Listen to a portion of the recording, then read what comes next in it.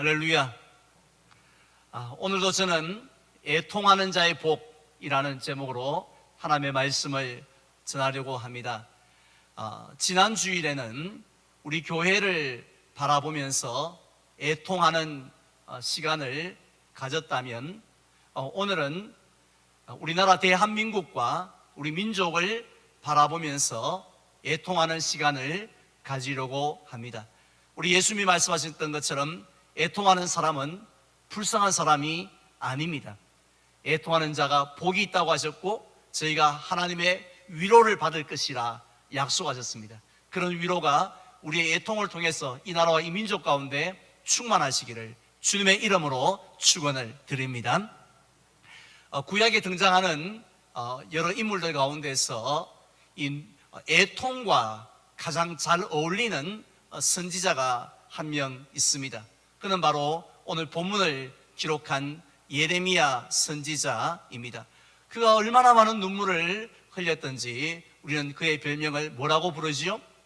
눈물의 선지자라고 부릅니다. 실제로 예레미야서 예가 1장 16절에 보면 내가 우니 내 눈에 눈물이 물같이 흘러내리며 했고요, 또 2장 11절에 보면 내 눈이 눈물에 상하며 내 창자가 끊어지며 내 간이 쏟아졌으니 라고 했습니다.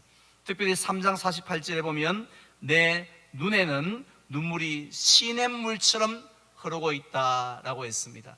우리가 지난 날들을 되돌아볼 때 정말 너무 슬프고 너무 아파서 한없이 울었던 기억들이 우리에게 있지 않습니까? 하지만은 예레미야처럼 눈에 눈물이 시냇물처럼 거침없이 흘렀던 그런 많은 눈물을 흘린 분들은 없을 것 같습니다. 그런데 이 예레미야 선지자가 이처럼 많은 눈물을 흘리면서 애통의 삶을 살았는데 우린 그 이유를 잘 알고 있습니다. BC 586년에 예루살렘 성 안에서 실제로 있었던 너무 끔찍한 사건을 예레미야 선지자가 두 눈으로 목격을 하였기 때문입니다. 우리가 잘 알고 있는 것처럼 이스라엘 왕국은 다윗 왕 시대에, 그리고 그의 아들 솔로몬 시대에 최고의 전성기를 맞이하였습니다. 그래서 이스라엘 백성들이 다 각기 포도나무 아래와 무화과 나무 아래에서 평안히 살았더라라고 성경은 말씀하고 있습니다. 그만큼 걱정이 없는, 근심이 없는, 염려가 없는 삶을 백성들이 살 정도로 나라가 평안하였다는 것입니다. 그런데 이 솔로몬의 아들이었던 르호보암 왕 때에 그 나라가 북쪽 이스라엘과 남쪽 유다로 이렇게 분열되어집니다. 특별히 이 북이스라엘은 계속해서 이 악한 왕들이 즉위하였고 다스렸는데요, 가장 대표적인 왕이 누굽니까? 누가 생각이 나세요?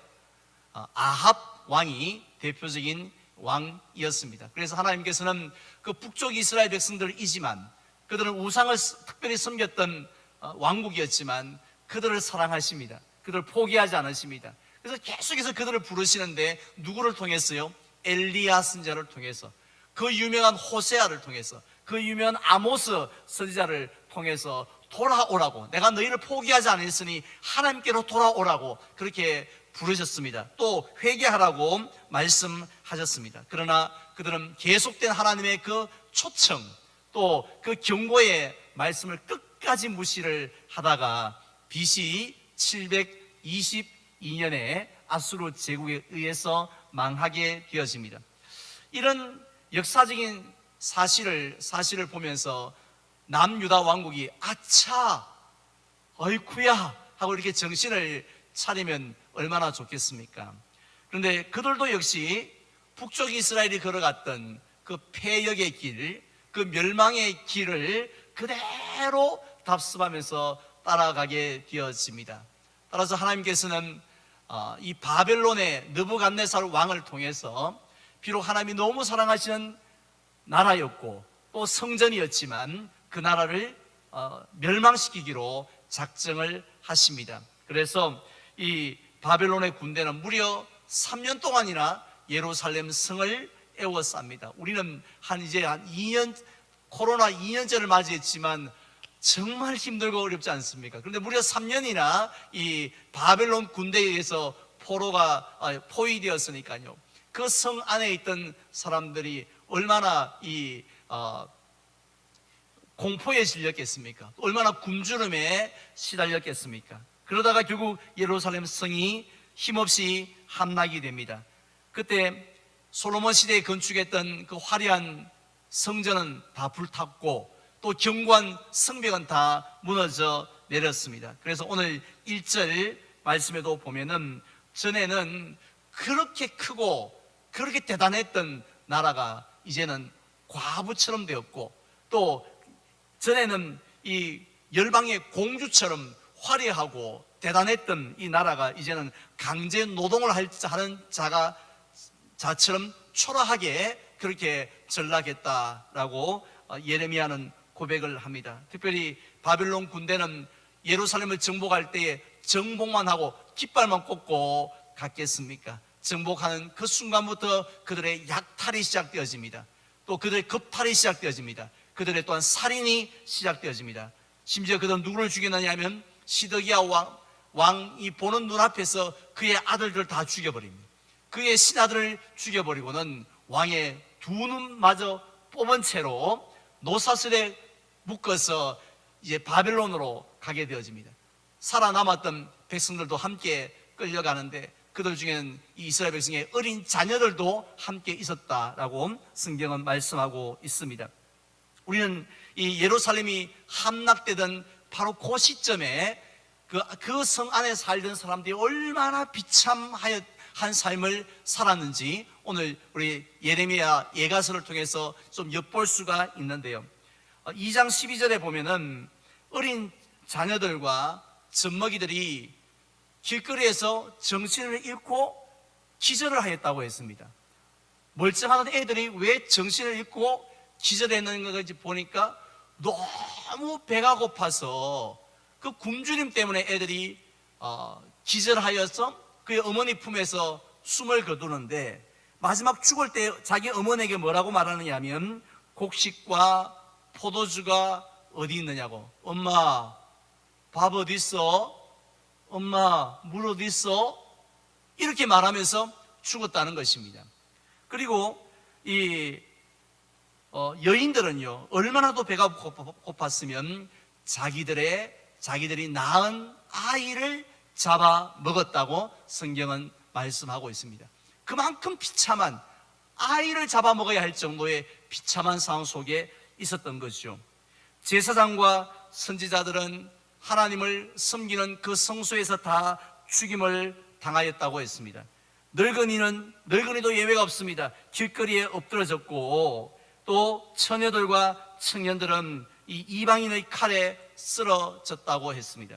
결국 예레미야 선지자가 BC 586년에 경험했던 그 나라는 어떤 나라였습니까?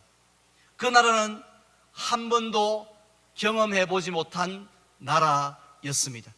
예레미야가 지금까지 살아오면서 한 번도 경험해보지 못한 나라의 비참함을 보게 되어집니다. 다른 말로 망가진 나라를 경험하게 된 겁니다. 그렇게 대단했던 남유다 왕국이 이렇게 망가질 수도 있구나, 이게 꿈이냐 생시냐 싶을 정도로 비참한 현실을 그가 경험하게 되어집니다. 그래서 예레미야는 울지 않을 수 없었던 겁니다. 애통하지 않을 수 없었고 탄식하지 않을 수 없어서 그는 애가를 쓰게 되는데, 그가 쓴 이 애가의 히브리어 원 제목이 뭐냐면 에카입니다. 에카. 왜냐하면 1장도 그렇고요 2장도 그렇고 4장도 그렇고 그 시작하는 첫 번째 단어가 히브리어로 에카이기 때문입니다. 우리나라 성경에는 단순히 슬프다로 시작하죠. 1절도 보십시오. 슬프다 이승이여 슬프다 이렇게 됩니다. 근데 원래의 의미는, 이 히브리어의 에카의 의미는 뭐냐면 어떻게, 어찌하여, 어째 이런 일이, 이런 의미가 담긴 탄식을 하는 거죠. 마치 우리나라 사람들도 큰 슬픔을 당할 때 뭐라고 합니까? 슬프다 이러면 아무도 없습니다. 자기도 모르게 어떤 탄식이 아이고 아이고 아이고 우리 집안이 왜 이랬노, 아이고 우리 나라가 우야다 이래 됐노 하고 아이고라는 말이 먼저 나오죠. 그게 바로 히브리어로는 에카입니다. 그래서 예레미야 선지자도 망가진 이스라엘 나라를 바라보면서 에카 아이고라고 탄식하고 있는 것입니다. 그렇다면 작년인 2020년을 이어서 올해까지 저와 여러분들이 경험하고 있는 이 나라 대한민국은 어떤 나라라고 정의할 수 있습니까? 마스크를 이렇게 쓰고 사회적 거리두기를 하면서 5명 이상이 모이지 못하는 이런 상황 속에서 바라보는 대한민국이라는 나라는 역시 한 번도 경험해 보지 못한 나라입니다. 우리 어르신들 중에 내가 저 30대 때 그런 날 한번 이런 적 있었지, 내가 20대 때 이런 적 있었지 이렇게 말할 수 있는 분은 아무도 없습니다. 아무도 경험해 보지 못했던, 다들 처음으로 경험하는 그런 나라입니다. 결국 망가진 나라라고 해도 과언이 아닙니다. 왜냐하면 바벨론 군대보다도 우리나라 역사 가운데 우리나라를 침범했던 그 어떤 잔인한 군대보다도 더 잔인하고 더 무서운 코로나19라는 이 바이러스가 우리의 소중한 것들을 다 빼앗아가 버렸기 때문입니다. 먼저는 학생들에게 있어서, 우리 자녀들에게 있어서는 학습권을 빼앗아 갔습니다. 작년 한 해 동안 아이들은 학교를 갈 수 없었습니다. 교실에서 공부했던 것이 아니라 집에서 요만한 모니터 들여다 보면서 그렇게 공부를 해야만 했습니다. 이런 적이 있었습니까? 또 청년들에게서 꿈과 또 일자리를 빼앗아 갔습니다. 영끌이라는 말 들어보셨죠? 청년들이 내가 열심히 공부해서 뭔가 꿈을 이루어야지, 열심히 내가 일해서 내가 연애도 하고 결혼도 하고 집도 사고 뭘 해야지 하는 그런 꿈과 비전이 다 코로나로 인해서 무너져 버리고 말았습니다. 그래서 그들은 영끌, 그냥 영혼까지 끌어모아서 겨우 어디다가요, 주식에다가 또 가상화폐에다가 그렇게 투자해서 이것이 내가 유일한 희망이라고, 이럴 수밖에 없다라고 하면서 거기에 눈을 돌릴 수밖에 없는 현실이 되고 말았습니다. 소상공인들에게서는 생존권을 빼앗아 갔습니다. 우리 성도들에게 있어서는 예배권을 빼앗아 갔습니다.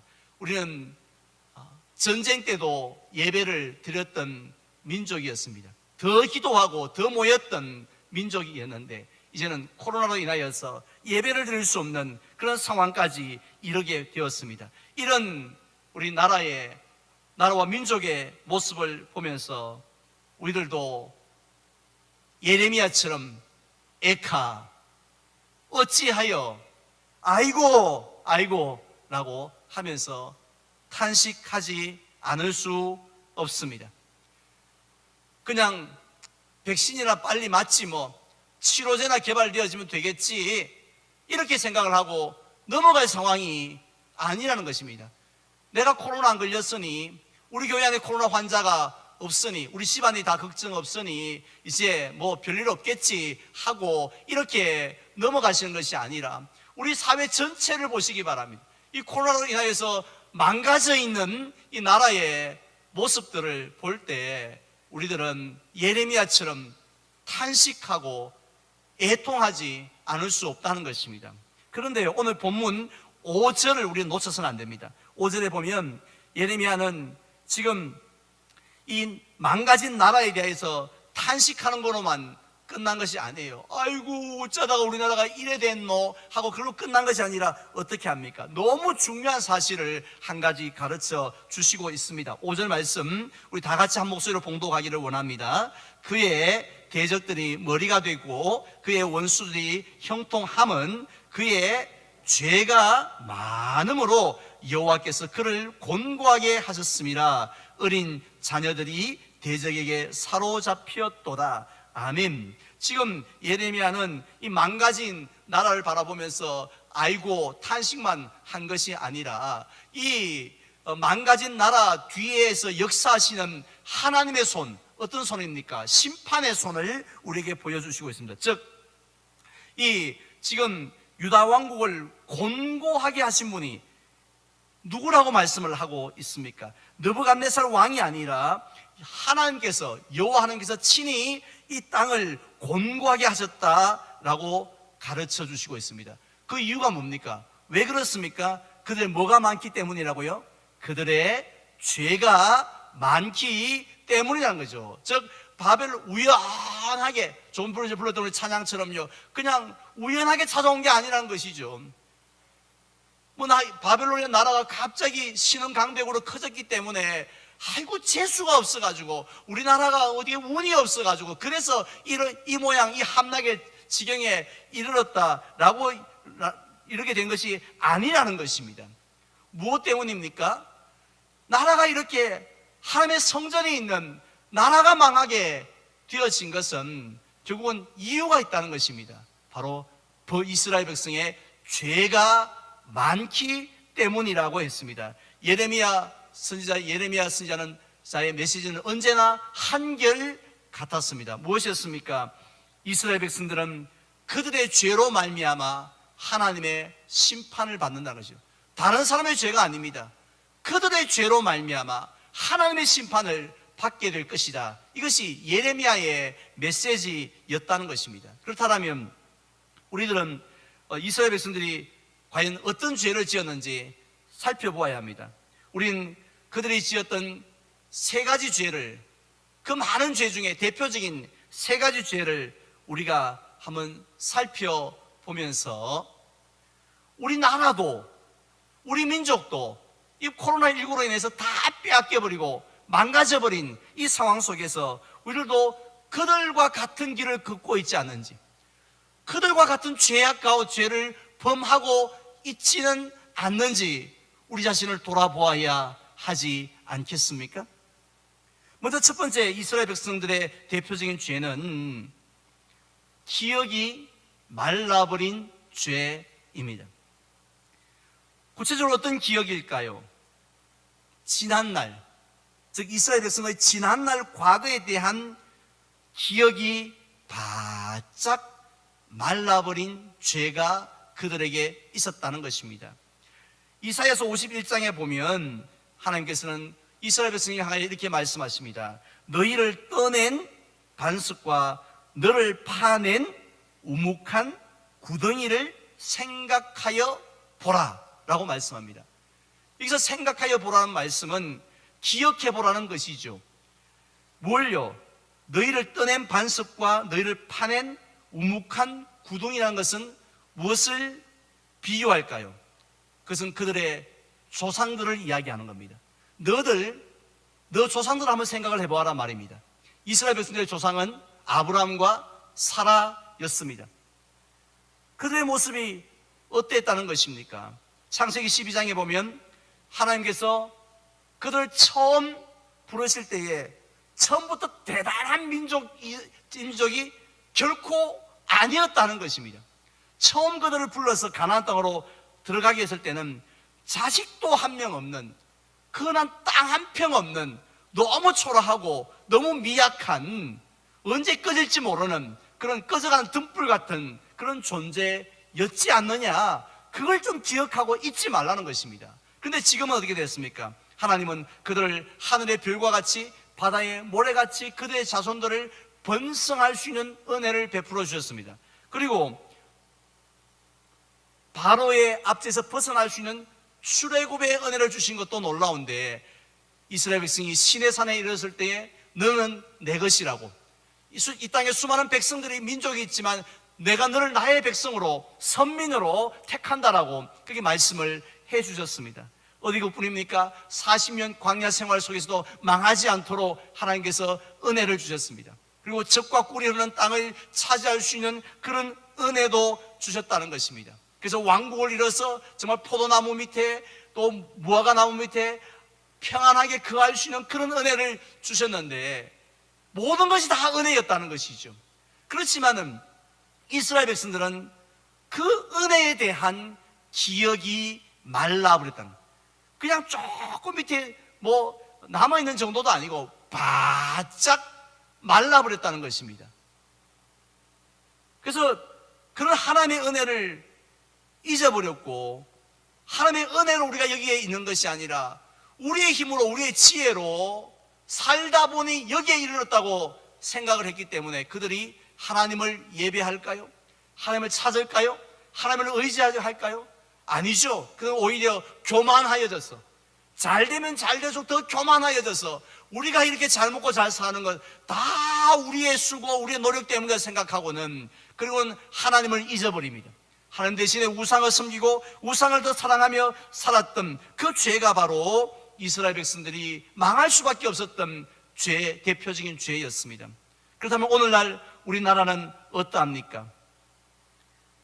불과 얼마 전에 우리의 삶의 모습을 너무 쉽게 잊어버리고 살아가고 있지는 않습니까? 의외로 많은 사람들이 우리나라는 원래부터 이렇게 먹을 것이 넘쳤던 나라인 줄, 원래부터 잘 입었던 나라인 줄, 원래부터 IT 공화국이었던, IT 강국이었던 것처럼 그렇게 생각을 합니다. 원래부터 우리는 사상적으로 자유민주주의의 나라로 자유롭고, 원래부터 우리나라는 전통적으로 교회가 많은 기독교 강국으로 이렇게 생각을 한다는 것입니다. 그러니까 모든 게 당연한 거예요.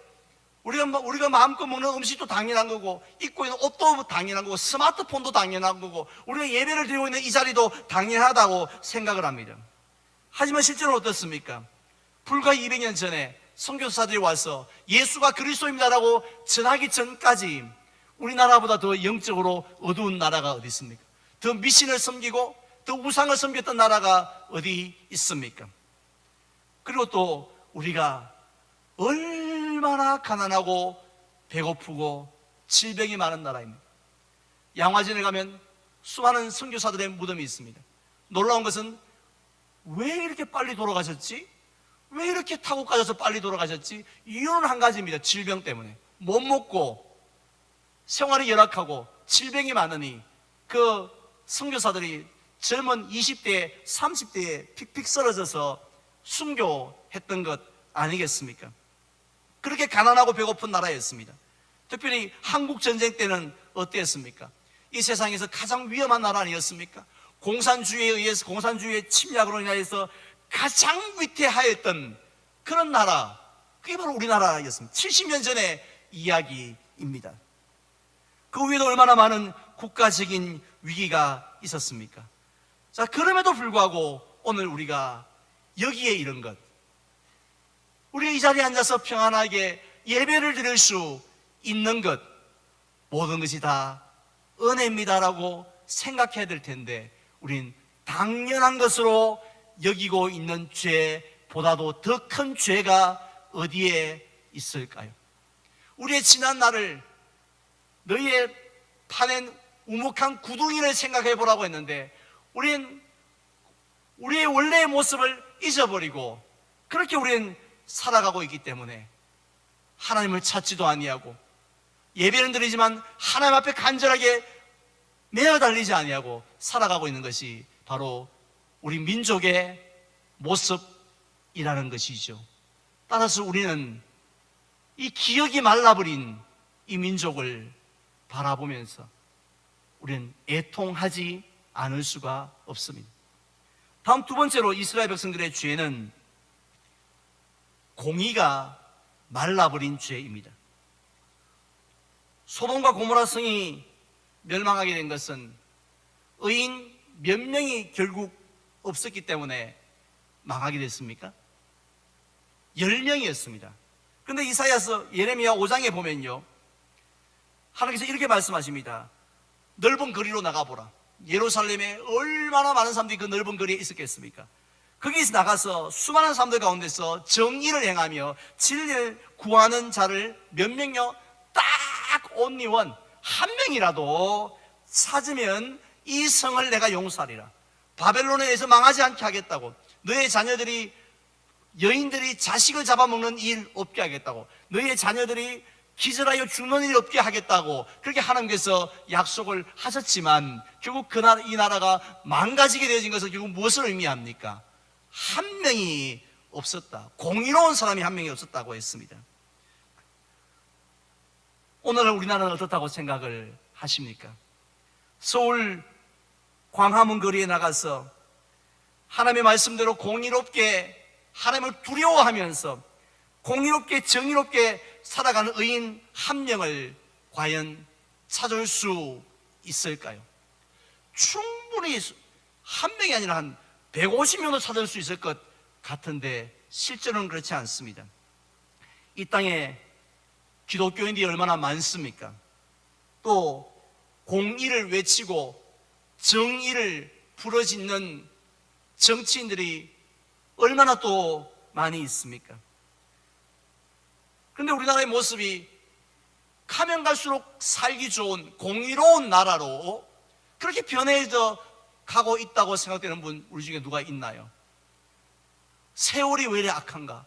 우리 여기 계신 어르신들 뉴스를 볼 때마다 세상에 예전에는 죄송합니다만은 아주 저 무슨 먼 나라에 아주 미개국인 그런 나라에서 일어났던 그런 일들이, 해외 토픽 정도로 생각했던 그런 일들이 이젠 우리의 대한민국에서 버젓하게 일어나고 있고 이제는 별로 놀라지도 않는 그런 시대가 되어져 가지 않습니까?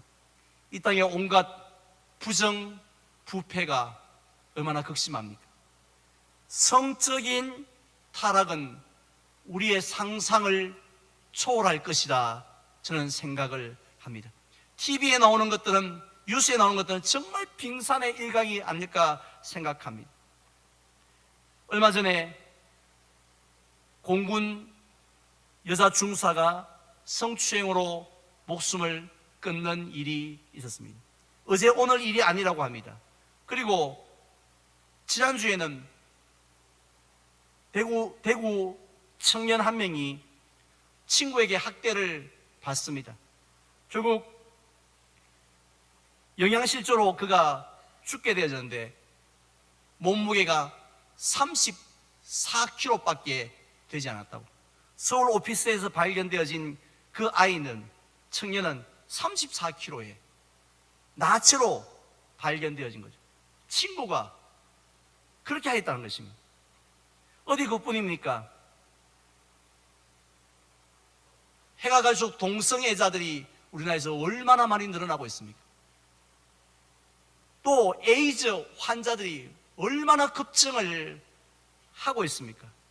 이제는 도리어 쉬쉬거리는 것이 아니라 동성애자들이 당당하게 자신의 권리를 외치고 있습니다.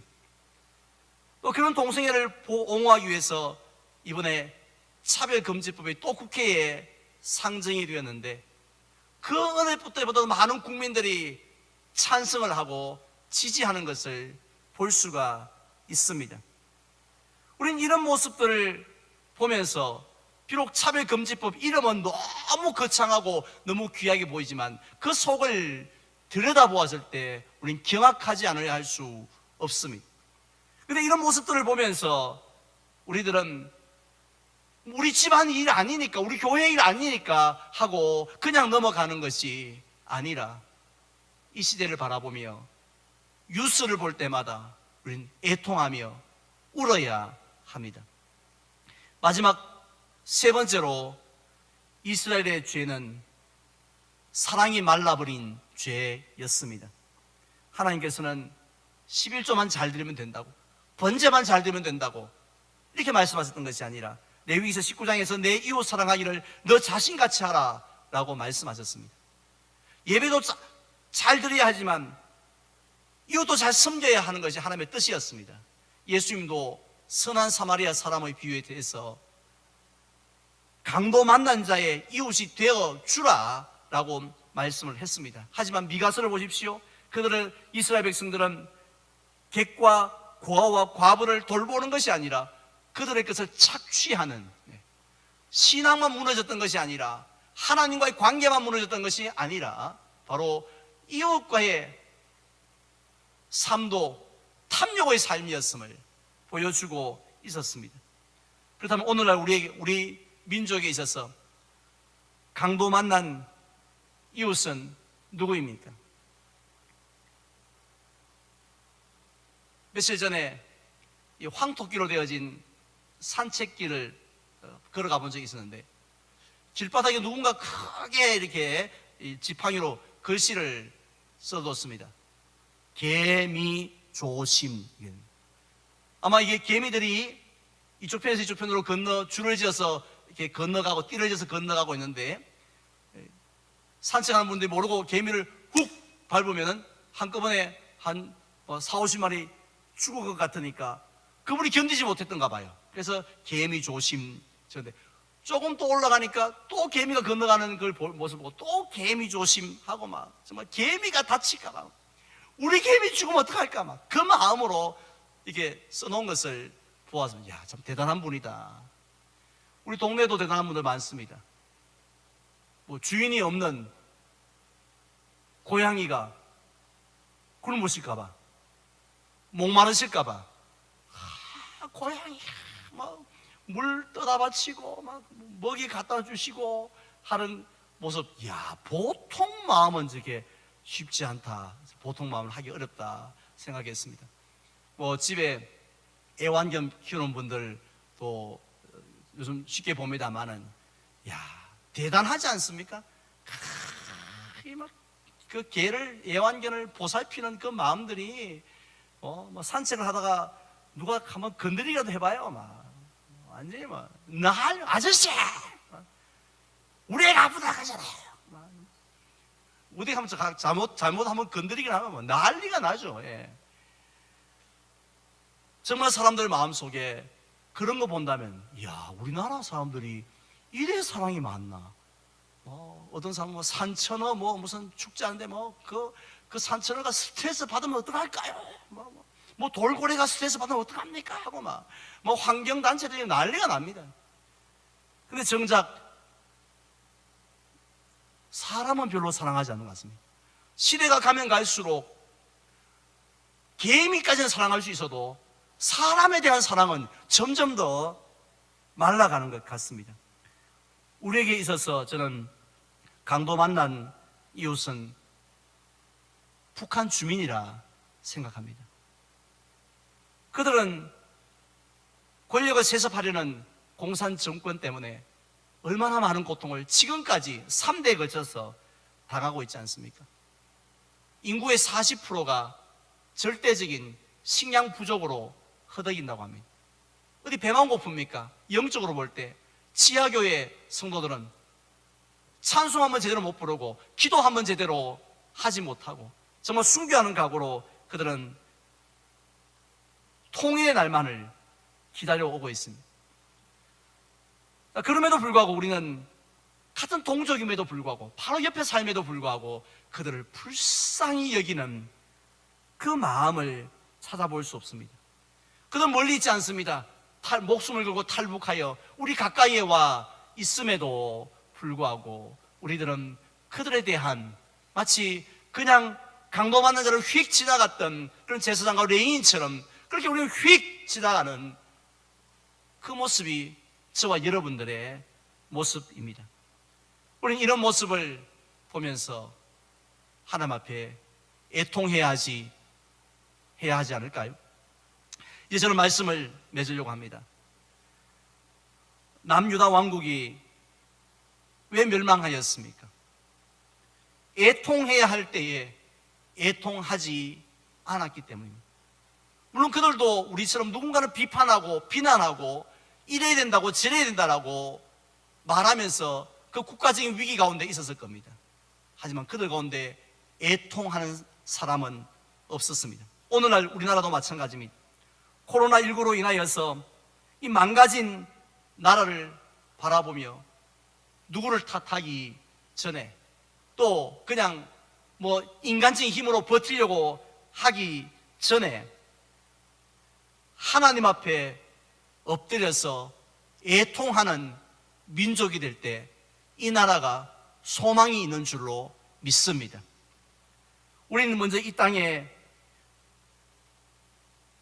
하나님의 은혜에 대한 기억이 말라버린 죄를 바라보면서 애통해야 합니다.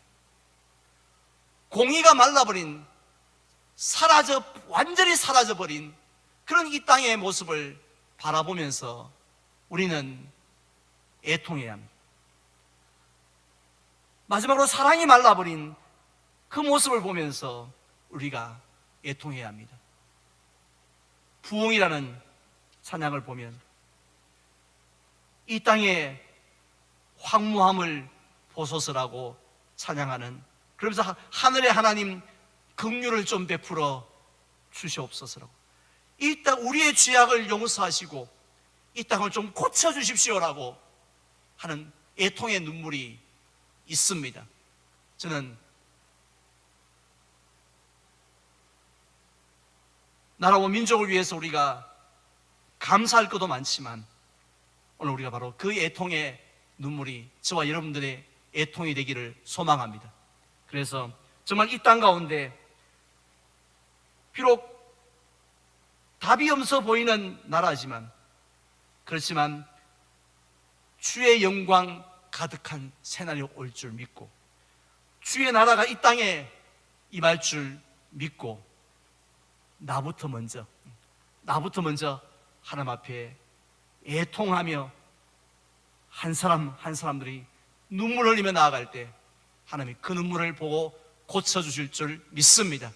이런 귀한 축복이 우리나라 가운데 임하게 될 줄 믿고 믿음으로 나가는 저와 여러분들 되시기를 주님의 이름으로 축원을 드립니다.